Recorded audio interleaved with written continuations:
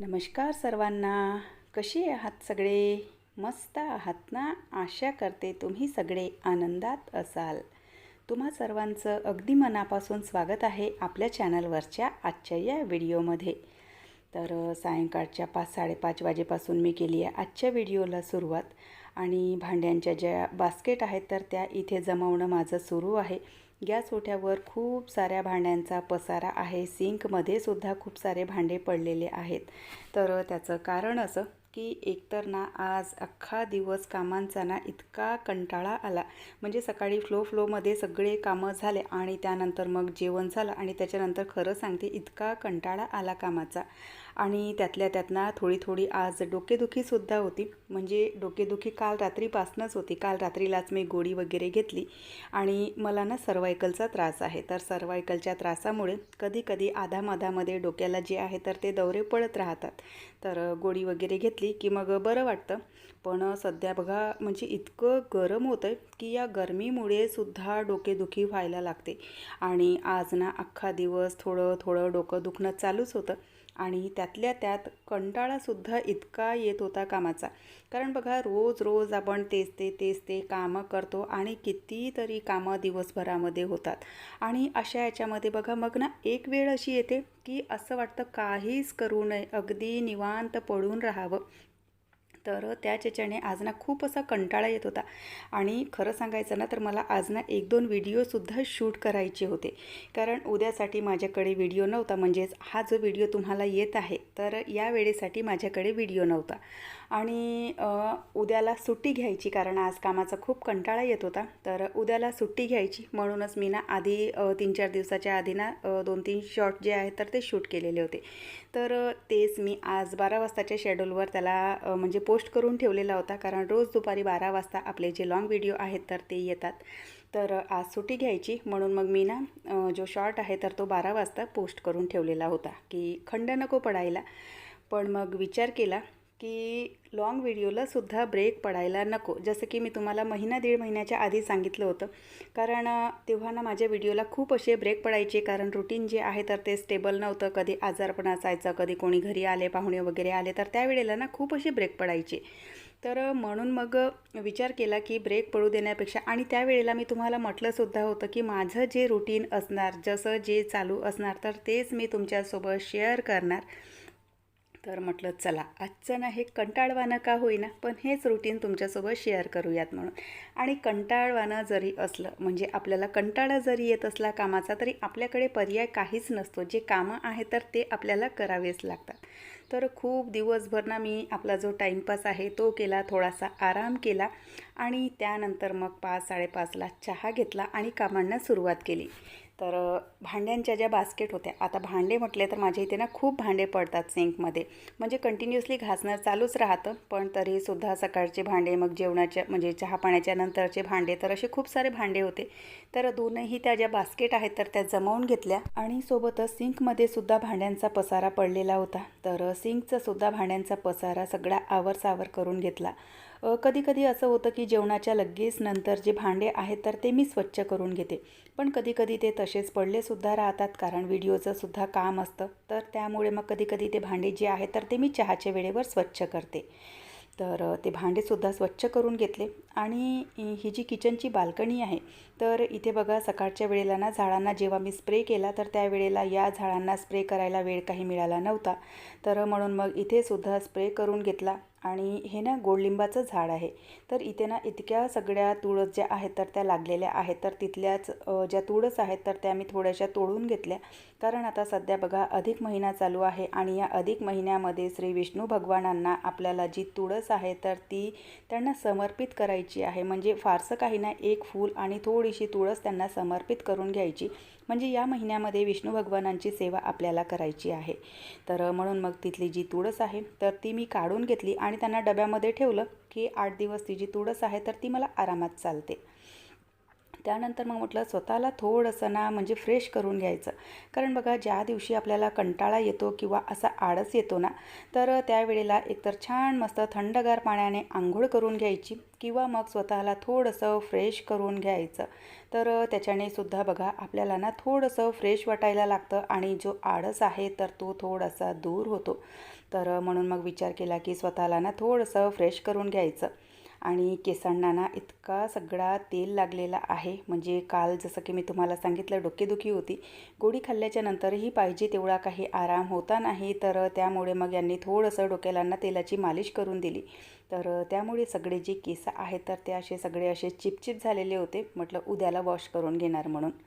तर इथे माझी जी तयारी आहे तर ती चालू आहे. आणि खरं सांगते बघा, जेव्हाही आपल्याला कंटाळा येतो तर अशा वेळेला ना थोडंसं स्वतःला फ्रेश करून घ्यायचं किंवा आपल्याला जे आपलं आवडतं काम असतं तर ते करून घ्यायचं. म्हणजे स्वतःचा जो मूड आहे तर तो थोडासा इम्प्रूव्ह करण्यामध्ये आपण स्वतःला मदत करतो. नाहीतर बघा जे काम आपल्याला आवडत नाही, आता पर्याय तर काहीच नसतो आपल्याकडे. जे काम आवडत नाही किंवा जे काम करायचा कंटाळा येतो तर ते कामं तर करावेच लागतात. पण त्यातसुद्धा जे काम तुम्हाला आवडतं किंवा निवांत शांत मस्त आपल्या जे झाडं असतील तर तिथे मस्त निवांत शांत बसून जायचं.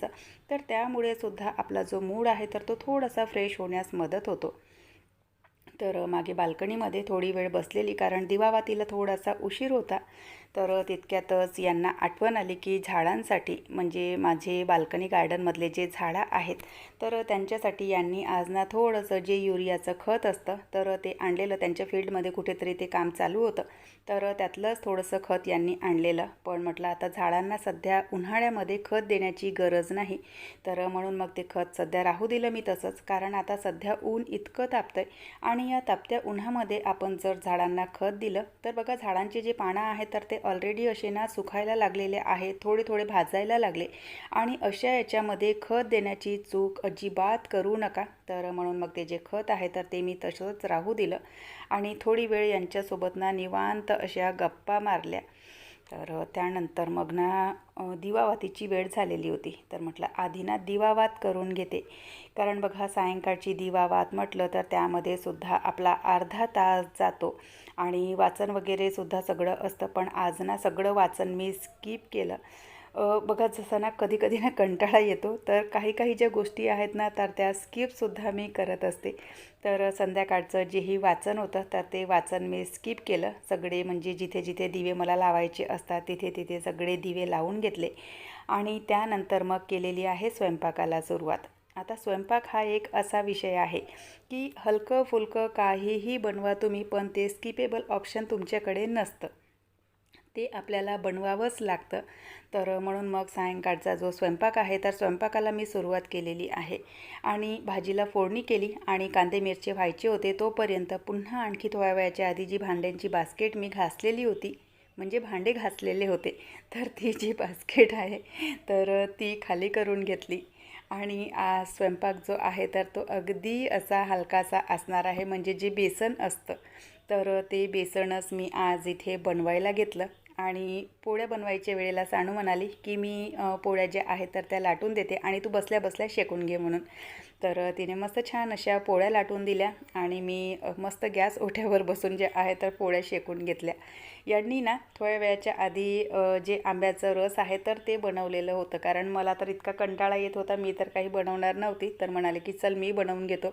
पण आंब्याच्या रसासोबत आज पापड शेवया मी काहीही बनवलेल्या नव्हत्या, अगदी साधासा स्वयंपाक बनवला. म्हटलं जो रस आहे तर तो मस्त असा पिऊन घ्याल म्हणून.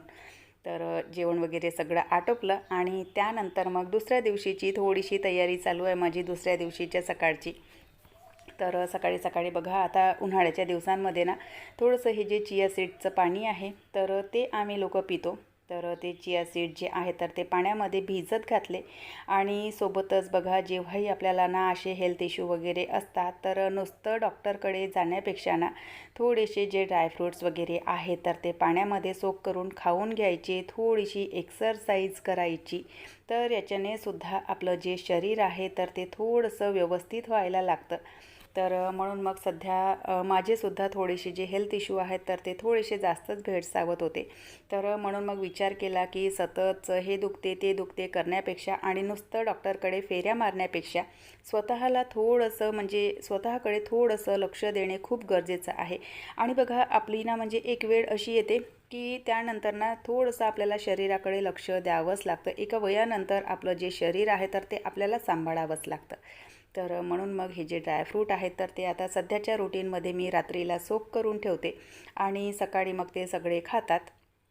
तर हे जे ड्रायफ्रूट आहेत तर ते रात्रीला सोक करायच्या वेळेला ना आधी त्यांना धुवून घ्यायचं, कारण त्यामध्ये ना धूळ वगैरे लागलेली असते. तर धुवून घ्यायचं आणि त्यानंतर मग त्यांना सोक करून ठेवायचं. आणि शक्यतो जे ड्रायफ्रूट आहेत तर ते असे भिजवूनच खायचे, म्हणजे सुखं खाण्यापेक्षा एकतर भिजवलेले जे ड्रायफ्रूट आहेत तर ते डायजेशनसाठी आपल्या चांगले असतात आणि दुसरी गोष्ट म्हणजे त्यांची दाहकतासुद्धा कमी होते. तर म्हणून मग प्रयत्न करायचा की जे हे ड्रायफ्रूट आपण खातो तर ते सुके खाण्यापेक्षा भिजवून खाल्लेले जास्त फायदेशीर असतात. तर मस्त त्यांना छान असं धुवून घेतलं आणि त्यांना भिजवून ठेवलेलं. आणि रात्रीच्या वेळेला ना सगळे गरम पाणी पितात, म्हणजे सध्याच्या याच्यामध्ये, कारण सगळ्यांचं डायजेशन जे आहे तर ते थोडंसं बिघडलेलं आहे. तर त्यामुळे सगळ्यांचं जे गरम पाणी आहे तर ते बनवून घेतलं आणि सोबतच पाण्याचा जो माठ आहे तर तो सुद्धा मी रात्रीलाच भरून ठेवते, म्हणजे सकाळपर्यंत जे पाणी आहे तर ते छान असं थंडगार येऊन जातं. तर चला, असा होता आजचा व्हिडिओ मी इथेच संपवते. आशा करते तुम्हाला आवडला असेल. व्हिडिओ कुठे जरी आवडला असेल तर लाईक करा, चॅनलवर पहिल्यांदा आले असाल तर सबस्क्राईब करा, बेल आयकॉनसुद्धा क्लिक करा, जेणेकरून माझ्या येणाऱ्या व्हिडिओचं नोटिफिकेशन तुम्हाला असंच मिळत राहील. व्हिडिओ कसे वाटतात ते सुद्धा न चुकता कमेंट करून सांगत चला. आपण भेटूयात नंतरच्या व्हिडिओसोबत. तोपर्यंत सगळ्यांना बाय, सगळ्यांना धन्यवाद. हर हर महादेव.